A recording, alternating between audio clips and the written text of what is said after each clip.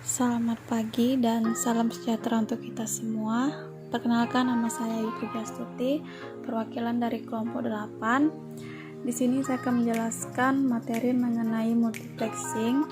Sebelum lanjut, saya akan memperkenalkan nama-nama dari kelompok saya. Yang pertama ada Reni Side, yang kedua ada Rini Infanka Marsyudi, yang ketiga ada Sumarni Supriyadi, dan saya sendiri Ayu Gastuti. Pertama, saya akan menjelaskan pengertian dari multiplexing. Multiplexing adalah teknik penggabungan beberapa signal untuk dikirimkan secara bersamaan pada satu kanal transmisi, di mana perangkat yang melakukan multiplexing disebut multiplexer atau disebut juga dengan istilah transceiver atau MUX. Dan untuk di sisi penerima, gabungan signal-signal itu akan kembali dipisahkan sesuai dengan tujuan masing-masing. Yang kedua ada teknik multiplexing. Bagian A, frekuensi division multiplexing atau disingkat dengan VDM. Digunakan ketika bandwidth dari medium melebihi bandwidth signal yang diperlukan untuk transmisi. Tiap signal dimodulasikan ke dalam frekuensi carrier yang berbeda dan frekuensi carrier tersebut terpisah di mana bandwidth dari signal-signal tersebut tidak overlap. Bagian B ada time division multiplexing atau disingkat dengan TDM. Multiplexing dengan cara tiap pelanggan menggunakan saluran secara bergantian.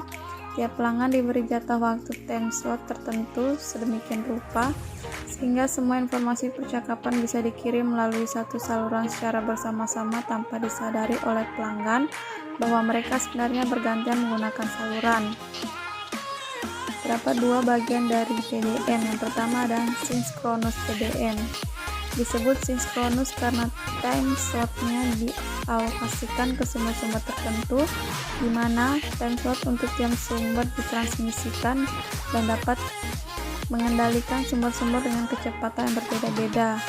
Yang kedua ada asynchronous TDM untuk mengoptimalkan penggunaan saluran dengan cara menghindari adanya slot waktu yang kosong akibat tidak adanya data atau tidak aktifnya pengguna pada saat sampling setiap input line. Maka pada asynchronous TDM proses sampling hanya dilakukan untuk input line yang aktif saja. Bagian C ada statical time division multiplexing atau disingkat dengan TDM. Statical TDM yang dikenal juga sebagai asynchronous TDM dan intelligent TDM sebagai alternatif synchronous TDM mempunyai sejumlah line 1 atau 0 pada satu sisi dan line multiplexing kecepatan tinggi pada sisi lainnya, di mana ada N line 1 atau 0 tetapi hanya K kurang lebih N time slot yang sesuai pada frame TDM. STDM dapat mengidentifikasi terminal mana yang menganggur atau terminal mana yang membutuhkan transmisi dan mengalokasikan waktu pada jalur yang dibutuhkannya.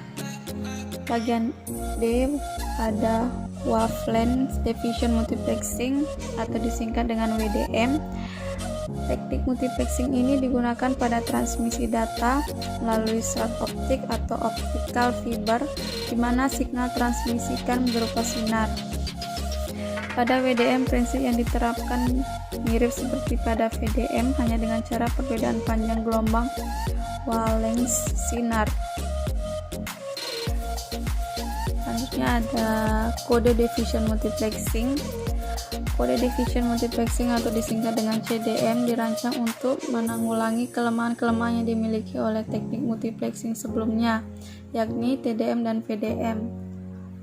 Contoh aplikasinya pada saat ini adalah jaringan komunikasi seluler CDMA atau fleksi. Prinsip kerja dari CDM adalah sebagai berikut. Yang pertama ada kepada setiap entitas pengguna diberikan suatu kode unik atau dengan panjang 64 bit yang disebut chip spreading kode. Kedua, untuk pengiriman bit 1 digunakan representasi kode atau chip spreading kode tersebut. Ketiga, sedangkan untuk pengiriman bit 0 yang digunakan adalah inverse dari kode tersebut. Keempat, pada saluran transmisi, kode-kode unik yang dikirim oleh sejumlah pengguna akan ditransmisikan dalam bentuk hasil penjumlahan atau sum dari kode-kode tersebut. 5. Di sisi penerima, signal hasil kunjungan kode-kode tersebut akan dikalikan dengan kode unik dari si pengirim atau chip spreading kode untuk diinterpretasikan. Selanjutnya, jika jumlah hasil perkalian mendekati nilai plus number berarti bit 1. Tujuan multiplexing. Salah satu tujuan dari multiplexing adalah meningkatkan efisiensi pengguna bandwidth atau kapasitas saluran transmisi dengan cara berbagi akses bersama. Keuntungan multiplexing: A. Host hanya butuh satu port 1 atau 0 untuk N terminal. B. Hanya satu line transmisi yang dibutuhkan. C. Menghemat biaya pengguna saluran komunikasi. D. Memanfaatkan sumber daya seefisien mungkin. E. Menggunakan kapasitas saluran semaksimum mungkin. Sekian dan terima kasih.